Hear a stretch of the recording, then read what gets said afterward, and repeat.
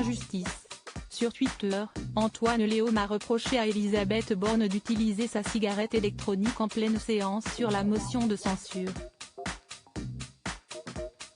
Preuve à l'appui, le responsable de la communication de Jean-Luc Mélenchon a tenu à souligner le traitement de faveur reçu par la première ministre. Et dire que c'est aux insoumis qu'on fait des leçons de maintien, a-t-il écrit sur le réseau social. C'est poli et respectueux du Parlement. En décembre dernier, la chef du gouvernement s'était déjà attiré les foudres de Maxime Minot, membre des Républicains et député de la 7e circonscription de l'Oise.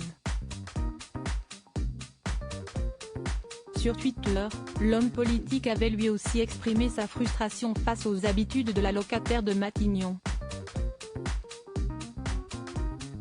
Ras-le-bol de voir, encore et encore, @Elisabeth-Borne vapoter tranquillement pendant que je pose une question au gouvernement à @Assemblina. Malgré le coup de gueule de l'élu, il semblerait que la première ministre ait continué à satisfaire ses besoins de nicotine dans l'hémicycle, au grand dam des autres membres de la majorité. Supérieur à Elisabeth Borne, Bruno Le Maire. Découvrez les ministres alors débuteuse. Elisabeth Borne enfreint la loi en vapotant dans l'hémicycle. Non contente de pousser à bout ses collègues en continuant à vapoter dans l'hémicycle, Elisabeth Borne démontre un mépris total de la loi. Pour rappel, l'article L. 3513-6 du Code de la santé publique spécifie qu'il est interdit de vapoter sur les lieux de travail fermés et couverts à usage collectif.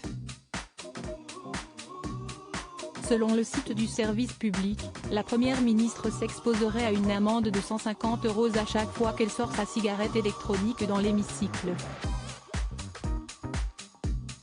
Le fait de vapoter dans un lieu à usage collectif est puni de l'amende pouvant aller jusqu'à 150 €. Article écrit en collaboration avec 6 médias Crédit Photo, Stéphane Le Mouton.